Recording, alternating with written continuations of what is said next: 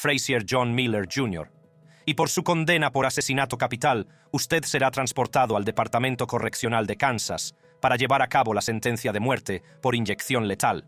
En el Tribunal del Condado de Johnson, un hombre acaba de ser condenado a morir por inyección letal.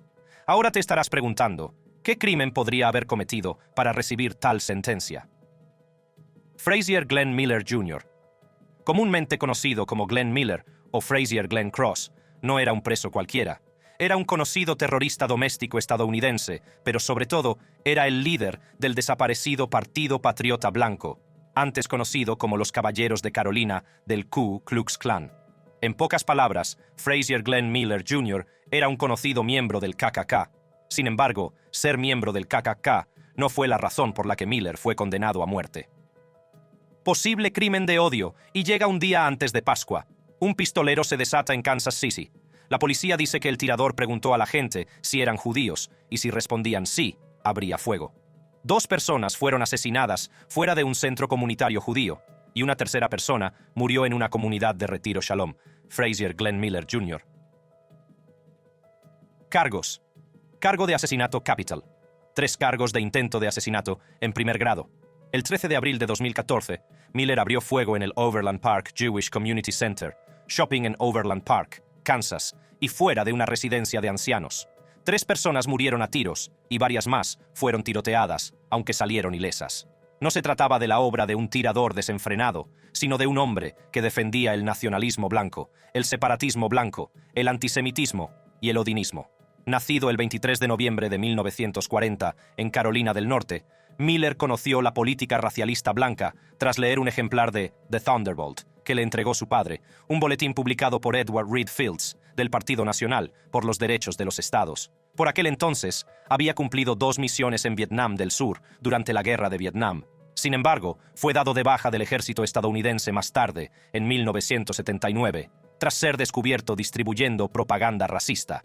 En 1980, fundó los Caballeros de Carolina del Ku Klux Klan, que acabaron convirtiéndose en el Partido Patriota Blanco, también conocido como WPP. La ideología del partido era abiertamente pro-apartheid, y sus miembros creían estrictamente en la teología racista de la identidad cristiana. Un Dios, un derecho, una nación, con la ayuda de Dios Todopoderoso Poder Blanco. También abogaban abiertamente por el establecimiento de una nación totalmente blanca en el territorio del sur de Estados Unidos.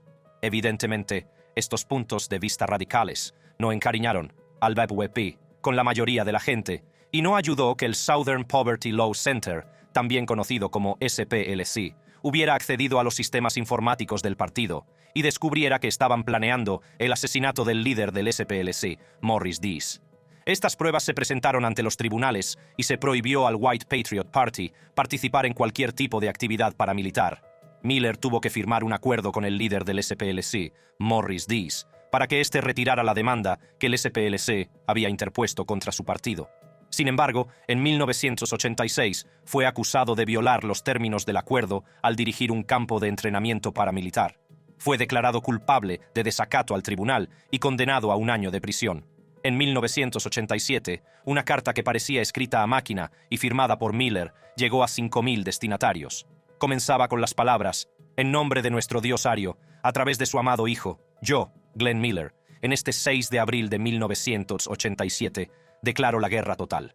No pido cuartel, no daré ninguna. Declaro la guerra a los negros, judíos, maricones, mestizos variados, traidores a la raza blanca e informantes despreciables. La carta además proclamaba que la sangre de nuestros enemigos inunde las calles, los ríos y los campos de la nación en santa venganza y justicia. Los judíos son nuestros principales y más formidables enemigos, hermanos y hermanas. Son verdaderamente los hijos de Satanás, como Cristo nos dice en San Juan 8:44. Prometemos la muerte a aquellos que nos ataquen o intenten meternos en las mazmorras de Zog. A pesar de sus creencias racistas y de sus numerosos cargos penales, Miller se presentó abiertamente a cargos políticos, aunque nunca ganó. Para muchos, esto podría haber parecido las divagaciones de un fanático, teniendo en cuenta que aún no había hecho daño a nadie. Lamentablemente, Miller demostraría lo en serio que se tomaba sus creencias perpetrando un crimen de odio. Marge, la esposa de Miller, afirmó que su marido había ido a un casino de Missouri un día antes del tiroteo. En la mañana del 13 de abril de 2014, él la había llamado alrededor de las 10:30 am, diciendo que sus ganancias habían subido y todo estaba bien. Menos de 3 horas después de la llamada, 3 personas murieron tiroteadas ese día en Kansas City. Las víctimas del centro comercial de la comunidad judía fueron identificadas como William Lewis Corporon y su nieto de 14 años, Rhett Griffin Underwood, y ambos eran cristianos metodistas unidos. La tercera víctima fue Terry Lamano, de 53 años, asesinada en el aparcamiento de Village Shalom. Era cristiana y asistía a la iglesia católica de San Pedro de Kansas City, Missouri. Había estado visitando a su madre, que se encontraba en la residencia de ancianos. Miller también había disparado contra otras personas, entre ellas una judía. Afortunadamente, pudieron escapar ilesos. Miller fue encontrado fuera de una escuela primaria cercana y fue detenido inmediatamente como sospechoso. Se rindió en una escuela primaria cercana, gritando el saludo nazi, Heil Hitler. El juicio del supremacista blanco fue una sensación nacional, especialmente después de que decidió asumir su propia defensa, donde mostró una total falta de remordimiento por lo que había hecho. Están haciendo imposible que explique lo que pensaba, y mi intención específica, por lo tanto, por extensión, me impides tener un juicio justo. Y usted está garantizando un veredicto de culpabilidad. Este arrebato se debió a que el juez Thomas Kelly Ryan le denegó la presentación de 3 pruebas que incluían un vídeo en el que aparecía dirigiendo el White Patriot Party y 2 artículos periodísticos en el tribunal. Miller también declaró que tuvo un ataque de enfisema 10 días antes de los asesinatos y decidió que iba a eliminar a judíos antes de morir. Afirmó que al principio no sabía si tenía valor para llevar a cabo los disparos, pero que después sintió una euforia que empequeñecía incluso la sensación de saltar de aviones cuando estaba en el ejército. También dijo al juez y al fiscal: si os hubiera conocido y hubierais estado allí, probablemente también os habría disparado. El 31 de agosto de 2015, Miller fue declarado culpable de un único cargo de asesinato capital y de 3 cargos de intento de asesinato en primer grado y de cargos de agresión y armas. El 10 de noviembre de 2015, Miller fue condenado a muerte por inyección letal e inmediatamente ingresó en el corredor de la muerte. Ahora la gran pregunta: ¿qué pasó con este miembro del KKK en el corredor de la muerte? Frazier Glenn Miller Jr. murió en el correccional de El Dorado el 3 de mayo de 2021, a la edad de 80 años. La causa de la muerte se consideró debida a causas naturales. Thomas Blanton Jr. y Bobby Frank Cherry. Hoy se cumplen 60 años desde que una bomba plantada por el Ku Klux Klan explotó dentro de una iglesia de Birmingham, matando a 4 niñas, y es uno de los días más oscuros en la historia de los derechos civiles. Efectivamente, el atentado contra la iglesia baptista de la calle 66 fue uno de los días más oscuros de la historia. El atentado, que tuvo lugar el 15 de septiembre de 1963, fue tan atroz que se cobró la vida de 4 niñas afroamericanas llamadas Addie Mae Collins, Cynthia Wesley, Carol Robertson y Carol Dennis McNair. Además del asesinato de las 4 niñas, la explosión causó heridas a entre 14 y 22 personas y fue descrita por Martin Luther King Jr. como uno de los crímenes más despiadados y trágicos jamás perpetrados contra la humanidad. Este atentado terrorista, que dejó una mancha en la cronología de la historia estadounidense, fue cometido por 4 conocidos miembros del KKK y supremacistas blancos llamados Thomas Edwin Blanton Jr., Bobby Frank Cherry, Herman Frank Cash y Robert Edward Chambliss. Desgraciadamente, no se llevaron a cabo detenciones contra estos hombres hasta 1977, cuando Robert Chambliss fue acusado y condenado por el asesinato en primer grado de una de las víctimas, Carol Denise McNair, que solo tenía 11 años cuando murió en la explosión.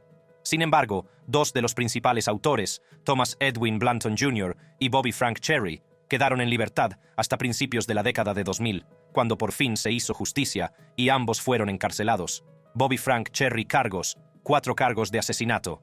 Blanton, nacido el 20 de junio de 1938 en Washington, D.C., fue un racista notorio que era bien conocido en el área de Birmingham, Alabama. Junto con Cherry, que nació el mismo día pero 8 años antes, eran miembros de una sección local del Ku Klux Klan.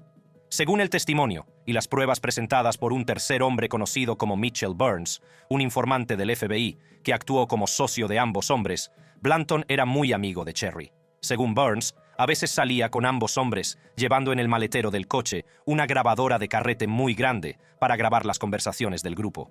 Estas grabaciones acabarían utilizándose como prueba clave en la acusación contra ambos hombres. Según las grabaciones, ambos hombres mostraban claramente sus sentimientos racistas e incluso habían planteado el tema del atentado contra la iglesia en una de sus conversaciones. La grabación mostraba que los hombres aprobaban la tragedia, y Blanton incluso había querido empezar a alardear, diciendo algo que sonaba a que él y Cherry habían participado en el atentado. Sin embargo, Cherry, que no era tan amigo de Burns, le cortó rápidamente diciendo: «Este buen chico no necesita saber nada de eso», y se echó a reír.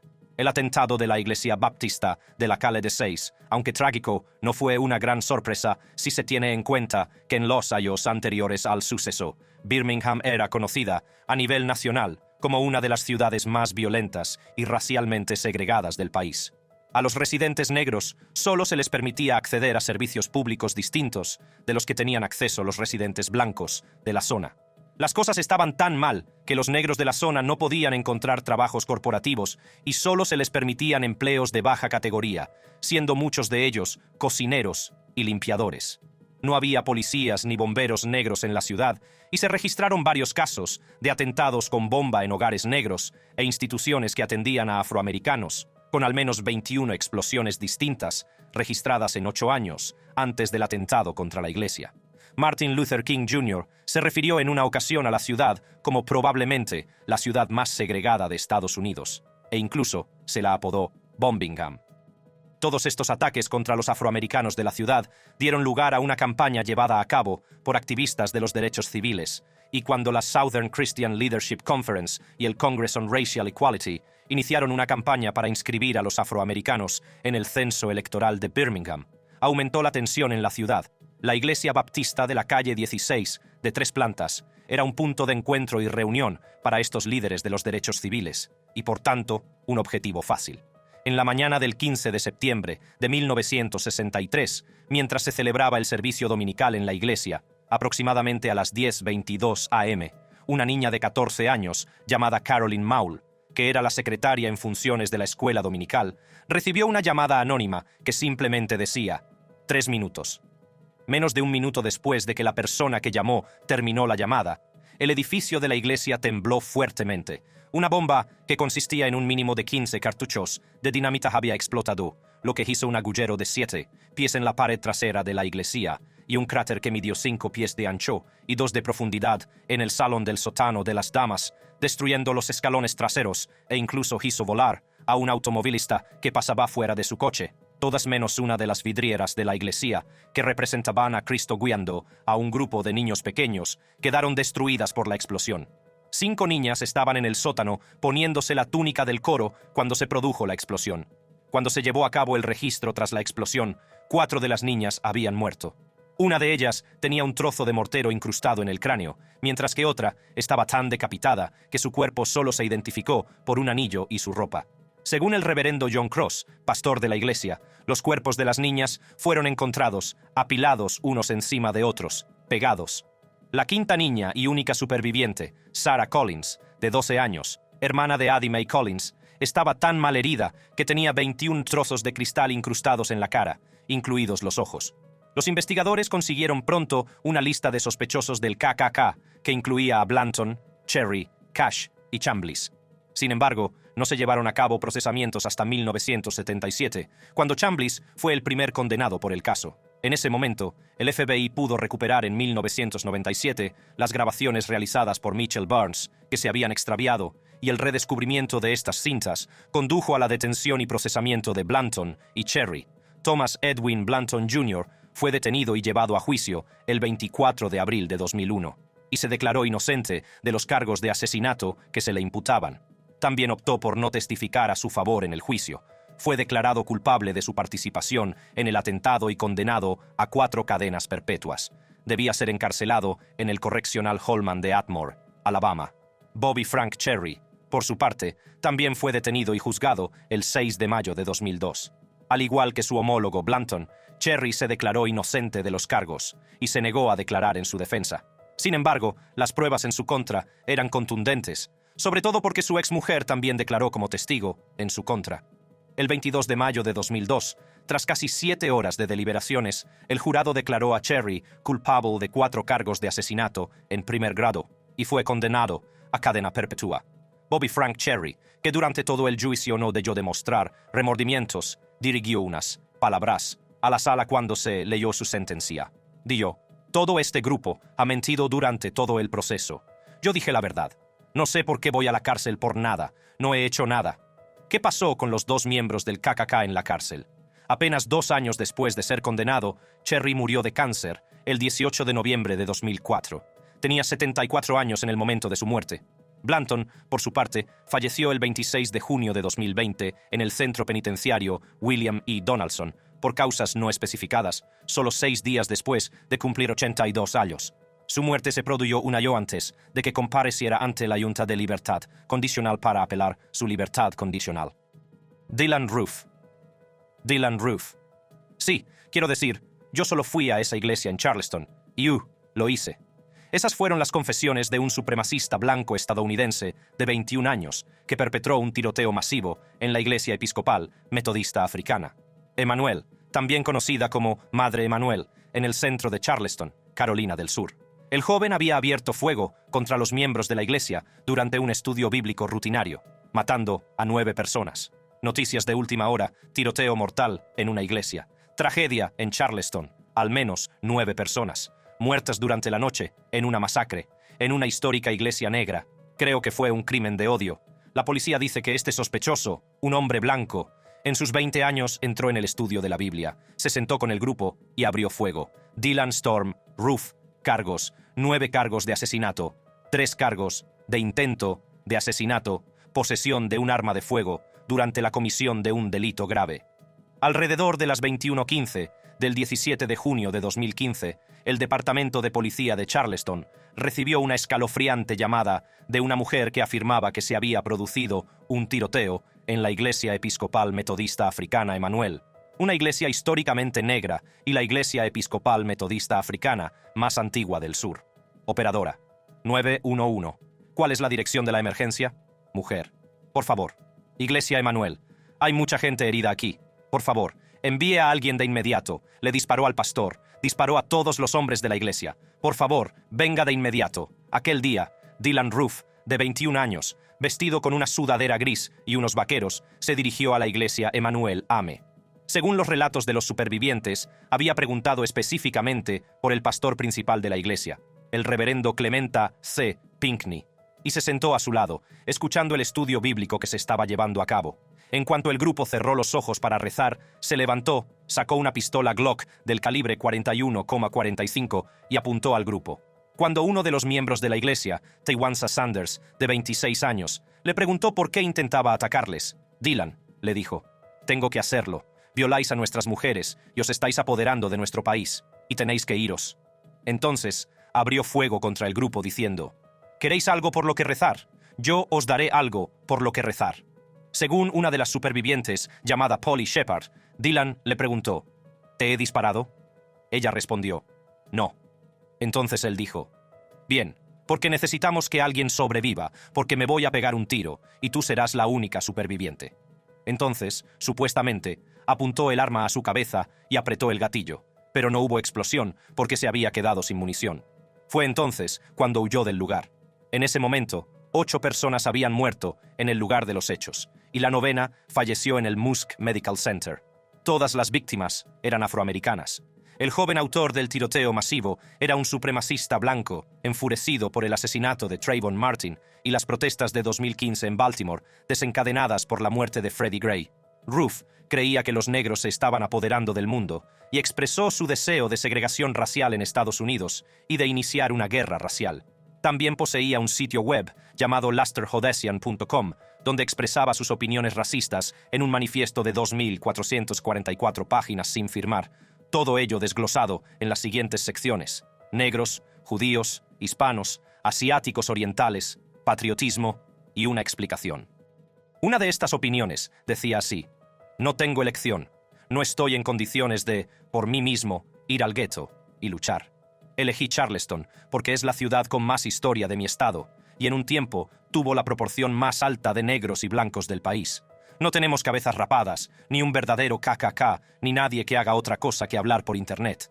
Bueno, alguien tiene que tener el valor de llevarlo al mundo real, y supongo que ese tengo que ser yo. El sitio web también contenía una colección de fotos que amplificaban aún más las creencias racistas de Roof. Antes del tiroteo en la iglesia Emmanuel, el pastor principal, el reverendo Clementa C. Pinckney, una de las 9 víctimas, había celebrado concentraciones en la cercana North Charleston tras el tiroteo de Walter Scott a manos de un policía blanco, lo que de alguna manera hizo parecer que su muerte había sido un asesinato. Según uno de los amigos de Roof, no creo que la iglesia fuera su principal objetivo porque nos dijo que iba a por la escuela, pero creo que no pudo entrar en la escuela debido a la seguridad, así que creo que se conformó con la iglesia. Alrededor de las 10:44 de la mañana del día siguiente, Roof fue detenido en un control de tráfico en Shelby, Carolina del Norte. La policía había recibido un chivatazo de Debbie Dills, una conductora que había reconocido a Roof conduciendo un Hyundai Elantra negro, con una decoración en el parachoques de 3 banderas de los Estados Confederados de América y matrícula de Carolina del Sur. Inmediatamente lo llevaron para interrogarlo, y allí Roof demostró que no se arrepentía de lo que había hecho. Usted sabe, el hecho de la cuestión es, lo que hice es minúsculo a lo que están haciendo a la gente blanca todos los días, todo el tiempo, y solo porque eso no sale en las noticias, no significa que no está sucediendo. 5 días después del tiroteo, un gran jurado acusó a Roof de 33 cargos federales, 18 de ellos con pena de muerte. El 31 de julio de 2015, Roof se declaró inocente de los cargos federales a instancias de su abogado, David Brooke. El 15 de diciembre de 2016, el jurado declaró a Roof culpable de los 33 cargos, y el 11 de enero de 2017 fue condenado formalmente a muerte. Después de aproximadamente 3 horas de deliberación, un jurado de 3 miembros negros y 9 miembros blancos acordó por unanimidad que Dylann Roof merece morir por los asesinatos de 9 feligreses negros en la iglesia Madre Emmanuel en junio de 2015. Tras su sentencia, Dylann Roof fue trasladado al corredor de la muerte de la prisión federal de Terre Haute, en Indiana. Ahora se une a la larga lista de reclusos varones que esperan ser ejecutados mediante inyección letal. Sin embargo, no es probable que sea ejecutado pronto. Richard Tipton, James Rowan Jr. y Corey Johnson, todos ellos miembros de bandas de narcotraficantes que asesinaron a 9 personas para proteger su negocio de crack, llevan en el corredor de la muerte desde 1993. Afortunadamente, se ejecute o no a Roof, existe la garantía de que pasará el resto de su vida encerrado por los asesinatos de los 9 fieles inocentes. Daniel Lewis Lee. Por primera vez en 17 años, un preso de una prisión federal fue ejecutado esta mañana.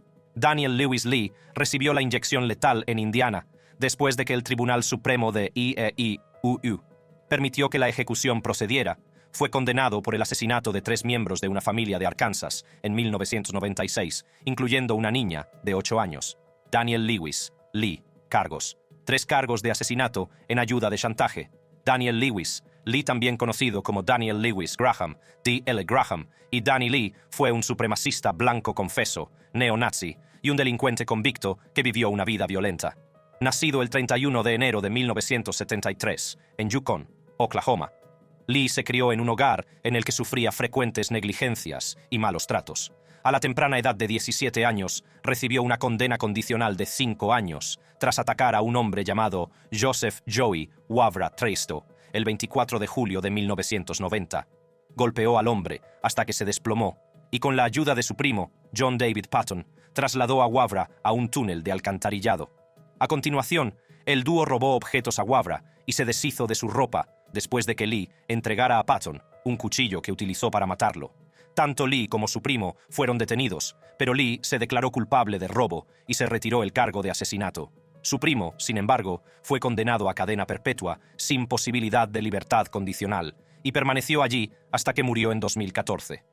A pesar de esta experiencia, Lee no dio muestras de haber superado su comportamiento, lo que le llevó a conocer a otro supremacista blanco, Chevy Kehoe, en 1995.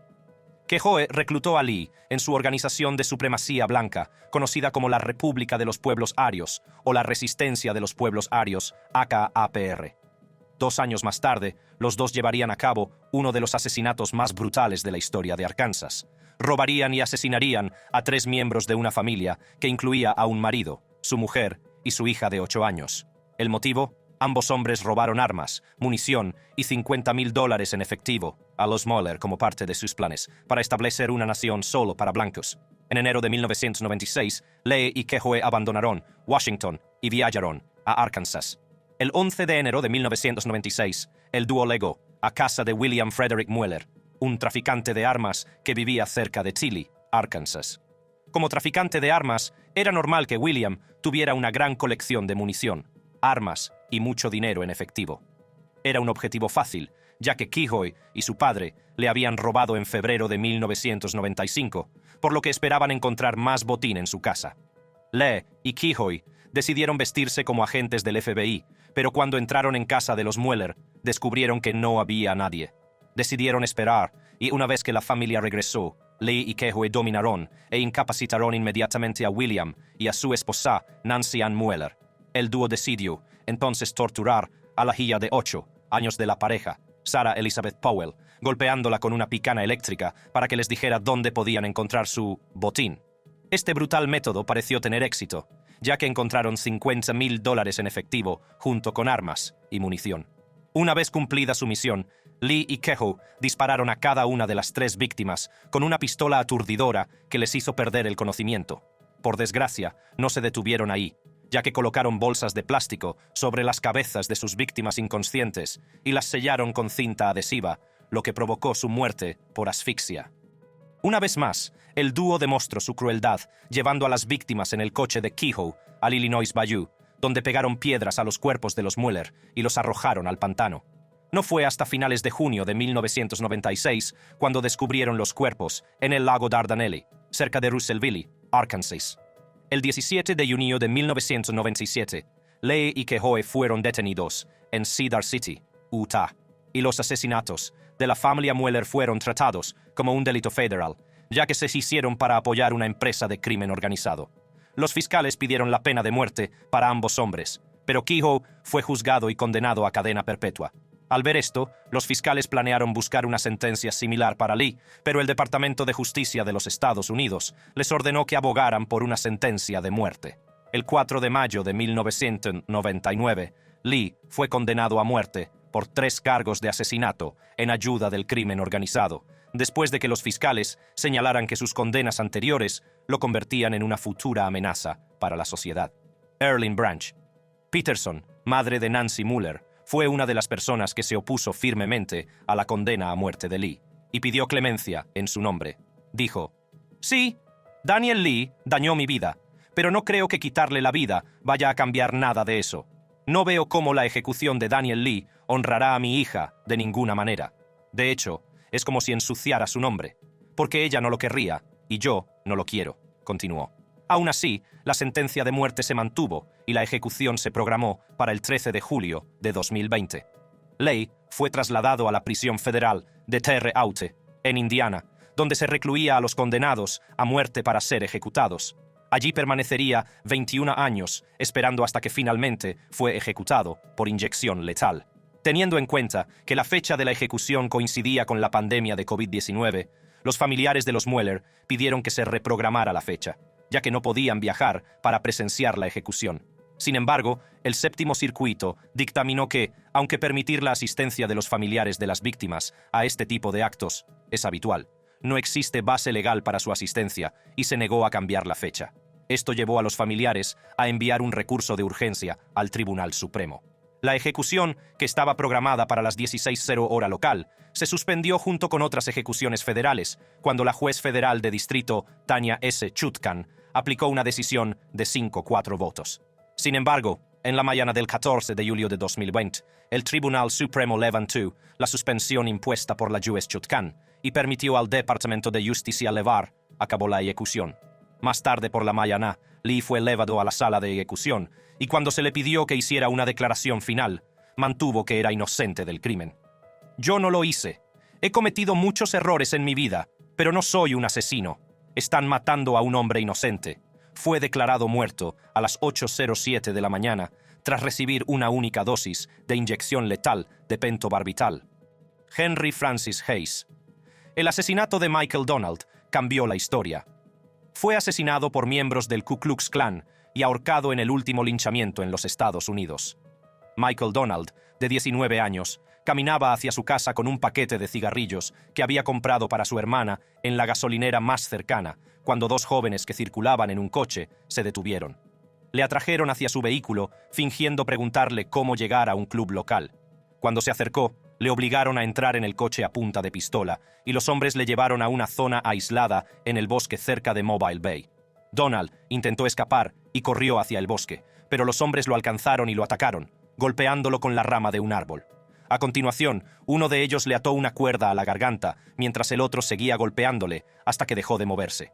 Para asegurarse de que estaba muerto, le cortaron la garganta 3 veces y luego colgaron su cuerpo sin vida de un árbol en Herndon Avenue, Mobile, y el cuerpo de Donald permaneció allí hasta la mañana siguiente. A mi madre le rompió el corazón Saber, que fue asesinado porque era un hombre negro. Henry Francis Hayes. Cargos: asesinato, capital. Este brutal asesinato fue obra de 2 miembros del Ku Klux Klan, Henry Francis Hayes, de 26 años, y su cómplice, James Llewellyn Tigre Knowles, de 17 años. Antes del asesinato, los miembros de la Unidad 900 de los United Klans of America, también conocida como UCA, estaban enfurecidos tras el juicio de Josephus Anderson, un afroamericano acusado del asesinato de un agente de policía blanco en Birmingham, Alabama, durante un atraco a mano armada. Mientras el jurado deliberaba sobre el caso, que se trasladó a Mobile debido a un cambio de sede, los miembros del KKK se quejaron de que no se condenaba a Anderson porque el jurado tenía miembros afroamericanos. El primer juicio terminó con un empate del jurado mixto, y cuando se volvió a juzgar el caso, resultó en un juicio nulo que se declaró el viernes 20 de marzo de 1981. Si un negro puede librarse de matar a un blanco, nosotros deberíamos poder librarnos de matar a un blanco. Estas fueron las palabras de Benny Jack Hayes, considerado el segundo miembro de mayor rango del UK. Los miembros del Ku Klux Klan celebraron una reunión ese mismo día, tras la cual Henry Hayes, hijo de Benny Hayes, y James Knowles, salió en busca de una persona negra a la que atacar. Michael Donald, que no tenía antecedentes penales ni relación alguna con el caso de Anderson, fue elegido como objetivo simplemente por el color de su piel. Se llamó al FBI para que investigara el caso, y al principio creyeron que se trataba de un caso de drogas en el que un trato había salido mal. Sin embargo, la madre de Donald, Beulah May Donald, insistió en que su hijo no consumía drogas. No fue hasta junio de 1983, 2 años y medio después del asesinato, cuando Hayes y Knowles fueron detenidos tras la confesión de Knowles al agente del FBI, James Bodman. Inmediatamente comenzó el juicio contra Hayes, que se declaró inocente de asesinato. Knowles, que ya se había declarado culpable del cargo que se le imputaba y fue condenado a cadena perpetua, testificó en su contra. El 19 de diciembre de 1983, el jurado declaró a Hayes culpable del cargo que se le imputaba y recomendó cadena perpetua sin libertad condicional. Sin embargo, el juez anuló el veredicto en febrero de 1984 y condenó a Hayes a la pena de muerte. Fue encarcelado en el Correctional Holman de Atmore, Alabama, en el corredor de la muerte. Sin embargo, tuvieron que pasar otros 12 años y medio antes de que finalmente fuera ejecutado en la silla eléctrica de Alabama, conocida como Yellow Mama, el 6 de junio de 1997. Henry Francis Hayes, que tenía 42 años en el momento de su asesinato, fue declarado muerto a las 12:18 de la mañana, siendo testigo de la ejecución el hermano de Michael Donald. La ejecución de Hayes fue la primera en Alabama desde 1913 por un crimen de blancos contra negros. También es el único miembro conocido del KKK que ha sido ejecutado por el asesinato de un afroamericano en el siglo XX. Además, la madre de Donald interpuso una demanda civil de más de $10 millones, posteriormente reducida a 7 millones, contra los United Klans of America. Sin embargo, la suma era tan enorme que el UCA, conocido como una de las facciones más grandes y violentas del KKK, quebró. John William King.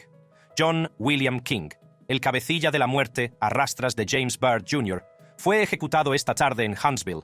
King murió por inyección letal por el brutal asesinato que tuvo lugar hace más de 20 años. John William King. Cargos: secuestro y asesinato. John William King, autor intelectual de uno de los horrendos crímenes de odio de finales del siglo XX, había pagado finalmente el precio de su crimen. Racista declarado y supremacista blanco, King, de 23 años, junto con su amigo de toda la vida, Sean Berry, de 23 años, y otro socio Lawrence Brewer, de 31 años, también supremacistas blancos, habían asesinado a James Byrd Jr. el trío lo arrastró durante 5 kilómetros detrás de su camioneta Ford por una carretera asfaltada. Lo triste es que Byrd estuvo vivo durante gran parte de la prueba y solo murió después de que su cuerpo chocara contra una alcantarilla que le seccionó el brazo derecho y la cabeza. El 7 de junio de 1998, Byrd, de 49 años, aceptó que le llevaran Sean Berry, John William King y Lawrence Brewer, ya que conocía a Berry. Por desgracia, resultó ser un error mortal, ya que los 3 hombres le llevaron fuera de la ciudad y le propinaron una paliza con un bate. También le pintaron la cara con spray y, en un acto degradante, orinaron y defecaron sobre él. Como si eso no fuera suficiente, encadenaron a Byrd por los tobillos a su camioneta y lo arrastraron durante 5 kilómetros por Huff Creek Road. Cuando terminaron, estaba muerto y muy mutilado, ya que le habían cortado el brazo derecho y la cabeza al chocar contra una alcantarilla. King, Berry y Brewer arrojaron los restos mutilados de Byrd frente a un cementerio afroamericano y se marcharon. Un automovilista descubrió los restos decapitados al día siguiente y se alertó inmediatamente a la policía. La investigación se puso en marcha y la policía encontró 81 lugares que incluían partes de los restos de Byrd. También se encontraron objetos pertenecientes a Brewer y King en el lugar del crimen, y dado que eran conocidos supremacistas blancos, el asesinato se trató como un delito de odio. Los 3 hombres fueron detenidos y procesados. Durante el juicio, King no mostró remordimientos y apenas ocultó sus creencias racistas. Tenía varios tatuajes racistas salpicados por el cuerpo, algunos de los cuales representaban a un hombre negro colgado de un árbol, las palabras «Orgullo Ario», el emblema de una banda supremacista blanca conocida como los Caballeros Confederados de América, así como símbolos nazis. También mencionó cómo había sido violado en repetidas ocasiones por reclusos negros mientras estuvo encarcelado en una prisión de Texas antes del asesinato. En una carta interceptada por los funcionarios de prisiones, había escrito a Brewer: «Independientemente del resultado de esto, hemos hecho historia. Muerte antes que deshonor. Sieg Heil». A pesar de todo, King afirmó que era inocente, diciendo que Berry les había dejado a él y a Brewer en el apartamento que compartían antes de cometer el asesinato. El jurado no se creyó su argumento y en febrero de 1999 fue condenado a muerte por su papel en el secuestro y asesinato de James Byrd Jr. La fecha de ejecución estaba prevista para el 24 de abril de 2019 y King estuvo recluido en la unidad Alan B. Polunsky antes de ser trasladado a la Penitenciaría Estatal de Texas, en Huntsville. King pasaría 20 años en el corredor de la muerte antes de que se acercara su ejecución. 2 días antes de la ejecución, King intentó apelar tanto ante el Tribunal de Apelaciones Penales de Texas como ante la Junta de Indultos y Libertad Condicional de Texas, pero ambas apelaciones fueron denegadas y su ejecución seguiría adelante. Uno de los capítulos más dolorosos de la historia del este de Texas se acerca a su fin. Más de 20 años después, John William King será ejecutado esta noche, en Huntsville, condenado por un horrible asesinato que muchos han llamado un linchamiento moderno. El 24 de abril de 2019, King, de 44 años, fue sacado de su celda de detención y colocado en una camilla en la Cámara de la Muerte. Estaba conectado a una vía intravenosa y no tenía testigos personales alrededor. Cuando se le preguntó si tenía una declaración final, no tenía nada que decir, pero proporcionó una declaración escrita. Cuando se le preguntó si tenía una declaración final, el señor King simplemente respondió con la palabra no. Sin embargo, proporcionó una declaración escrita que dice lo siguiente: pena capital. Entonces, sin la capital, consigue el castigo. King fue inyectado con una dosis letal de pentobarbital a las 6:56 p.m. y 12 minutos después fue declarado muerto. Brewer también había sido condenado a muerte por inyección letal y fue ejecutado en la misma unidad el 21 de septiembre de 2020. Hasta el momento de su muerte, no mostró ningún remordimiento e incluso había dicho un día antes de su ejecución: en cuanto a arrepentimientos, no me arrepiento de nada. No, lo haría todo de nuevo, a decir verdad. Sean Berry fue el único que pareció mostrar un atisbo de remordimiento por sus actos. Fue condenado a cadena perpetua y actualmente está encarcelado en la unidad Ramsey del Departamento de Justicia Penal de Texas, donde espera la libertad condicional en junio de 2038, cuando tenga 63 años. Estos hombres cometieron algunos de los crímenes más despreciables y brutales contra afroamericanos, y sus historias quedarán grabadas en la arena de los tiempos. Si se ha estado preguntando qué ocurre con los miembros del KKK al morir, Espero que este vídeo le haya resultado especialmente informativo. Haga clic en las tarjetas que aparecen en sus pantallas para ver más vídeos interesantes como este.